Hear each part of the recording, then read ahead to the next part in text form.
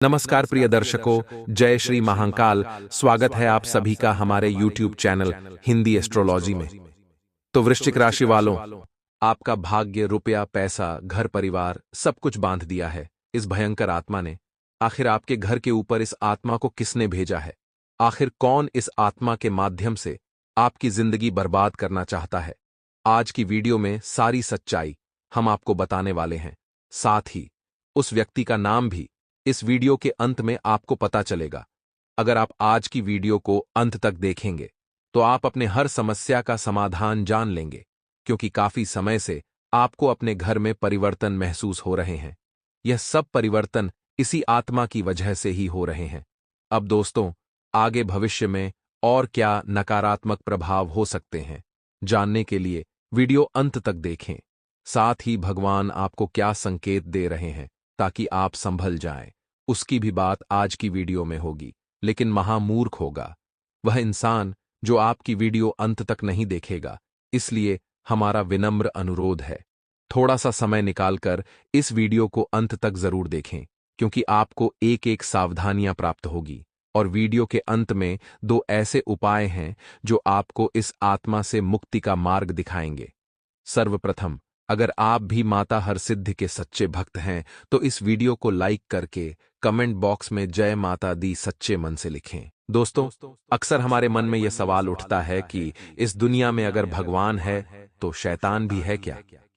अगर इस दुनिया में सकारात्मक शक्तियां हैं तो क्या इस दुनिया में नकारात्मक शक्तियां भी हैं? तो इसका जवाब है बिल्कुल सही। और कुछ लोग जब इन नकारात्मक शक्तियों का गलत इस्तेमाल करते हैं तो वे हमारे लिए मुसीबत बन जाते हैं।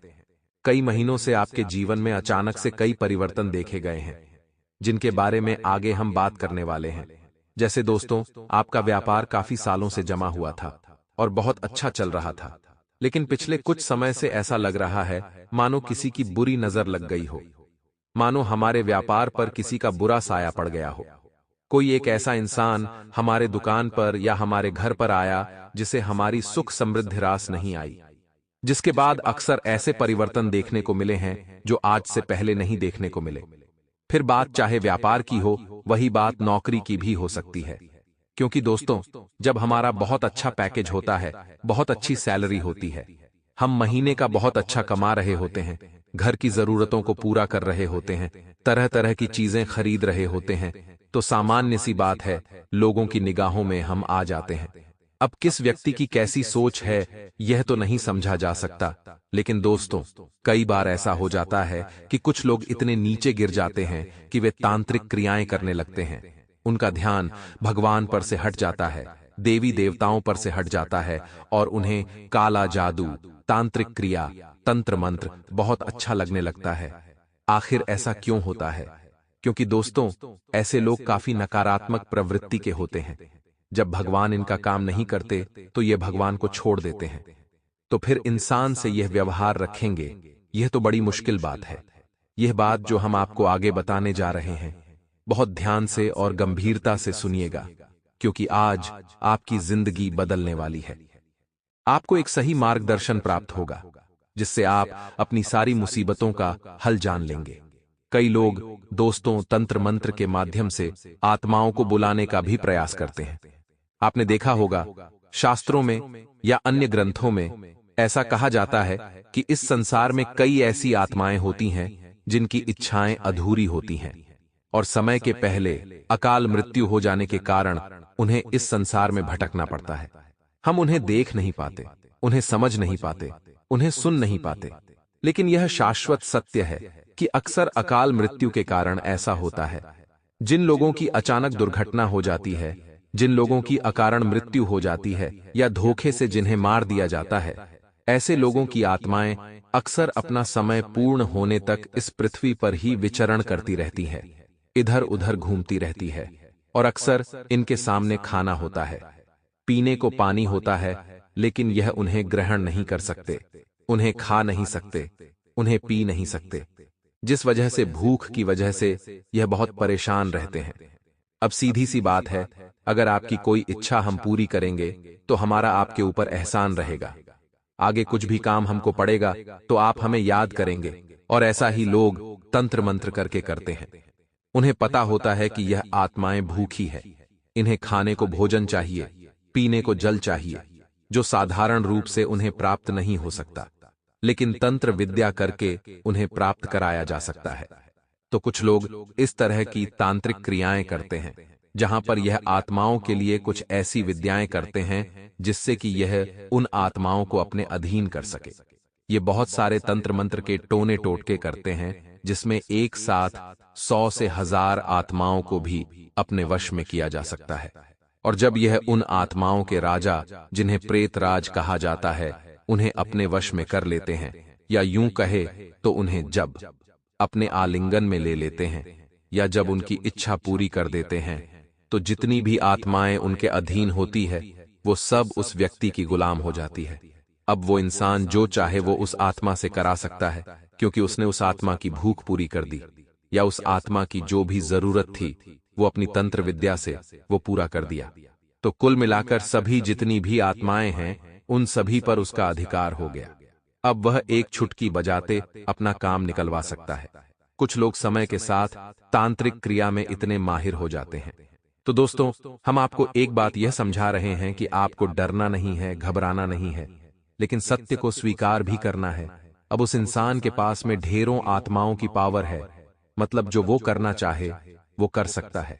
उस आत्मा को कहकर अगर वो किसी का घर उजाड़ना चाहता है तो जड़वा सकता है, अगर किसी के व्यापार को ठप्प करना चाहता है तो करवा सकता है, नौकरी में समस्या लाना चाहता है तो करवा सकता है, दुर्घटना, घर क्लेश, ये सब कुछ आपका उसके हाथ में है। इसलिए जीवन में सबसे पहला नियम तो ये बनाइए, भूल कर भी किसी के साथ हमें दुश्मनी नहीं करनी है, क्योंकि लोग बहुत ज्यादा गिर चुके हैं।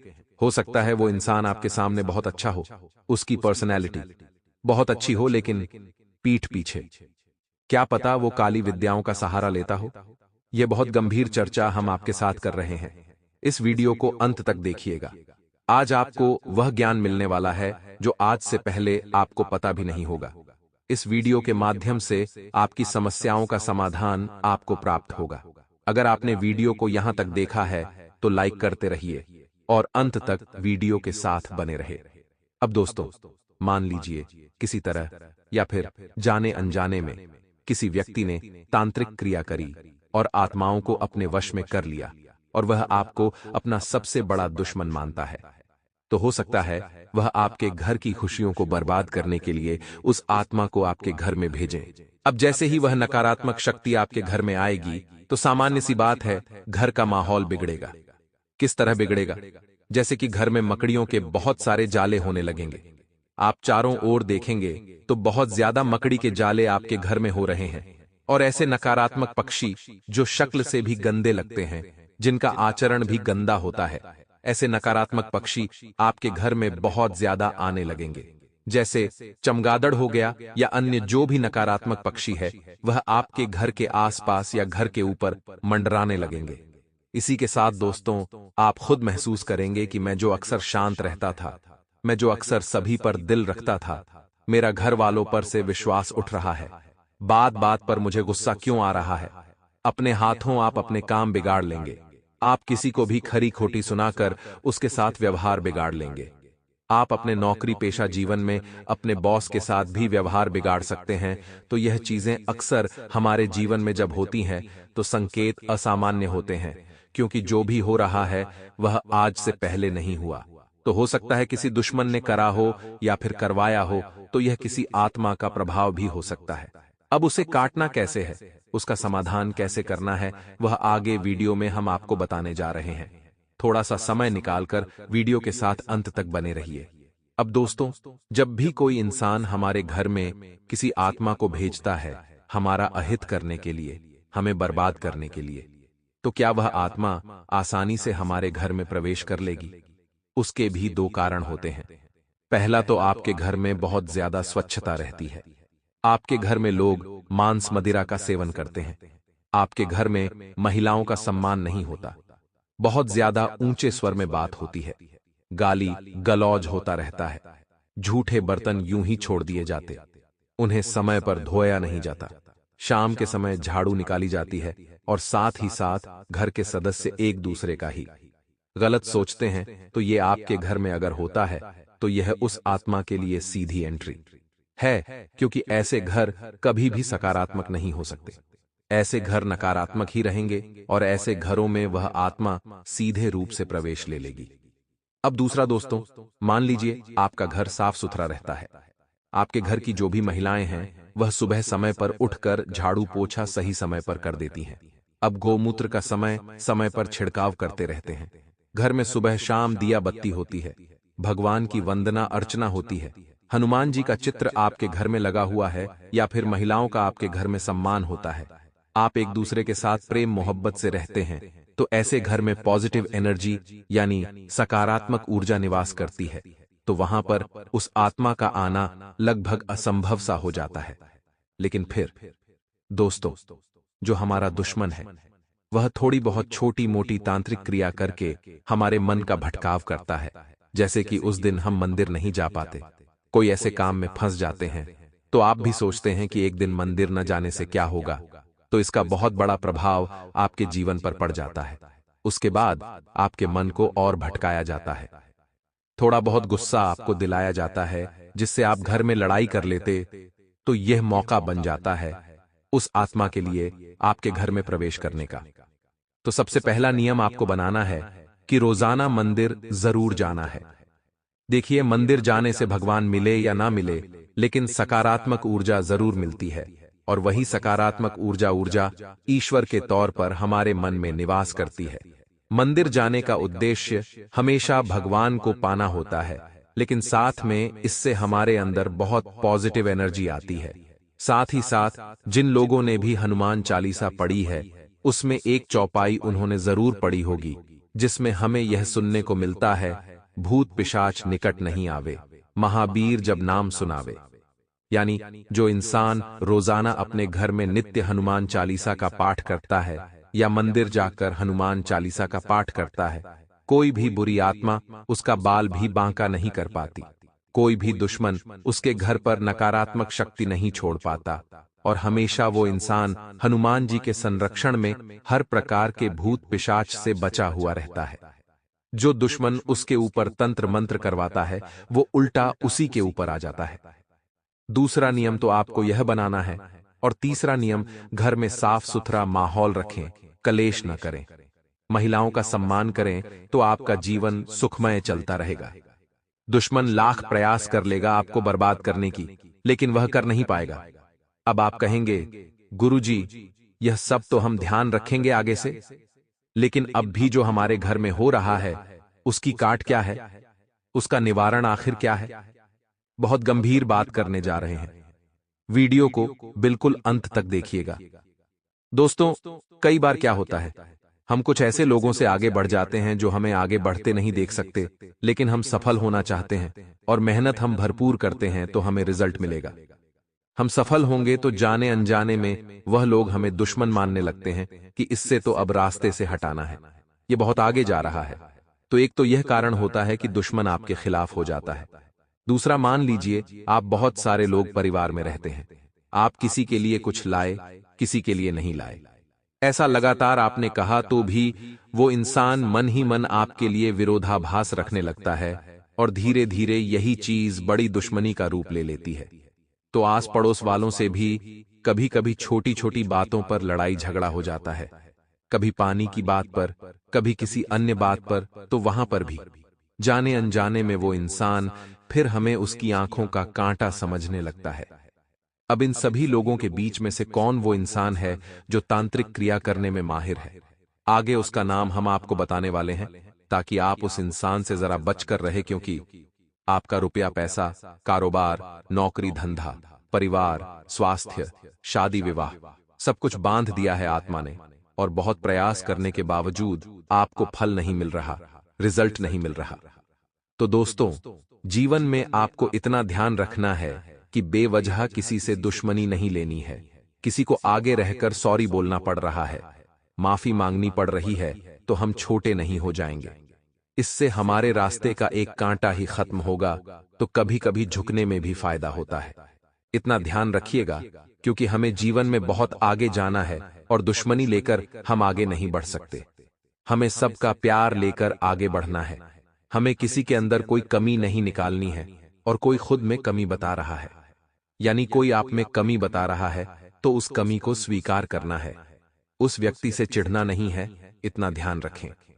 इस वीडियो के अंत में 2 उपाय आपको मिलेंगे जो आपको उस व्यक्ति के तंत्र मंत्र के प्रभाव से बचाएंगे, इसलिए वीडियो के साथ अंत तक बने रहे।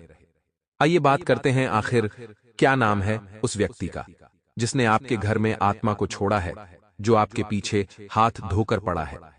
आपको जानकर हैरानी होगी, इस इंसान को आप बहुत अच्छी तरह से जानते हैं और अक्सर आपकी इनके साथ वार्तालाप भी हुई है। आपने अपने कुछ किस्से सुनाए हैं, अपने गुप्त राज भी बताए हैं। आप समझ सकते हैं आपके कितने करीबी होंगे। तो दोस्तों, उस इंसान का नाम वह अक्षर से शुरू होता है, यानी अंग्रेजी के अक्षर से। हम चाहे तो आपको उसका पूरा नाम भी बता सकते हैं, लेकिन YouTube के हिसाब से या फिर कानून के हिसाब से यह उचित नहीं होगा, क्योंकि हमारा कार्य है आपको सचेत करना और आपका कार्य है सावधान होना। हम यह भी नहीं चाहते कि अगर वह नाम का व्यक्ति आपका करीबी रिश्तेदार है तो आप उससे रिश्ता तोड़ दें। हम सिर्फ यही चाहते हैं कि आप उस इंसान को अपने गुप्त राज अब आगे से ना बताएं। आप उस इंसान से थोड़ा दूर रहे, थोड़ा बच कर रहे।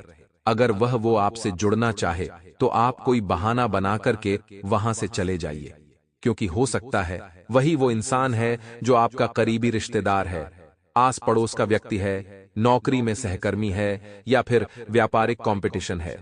आप उससे जितना सावधान रहेंगे, आपकी जिंदगी में वह नाम वाले लोगों से खतरा है।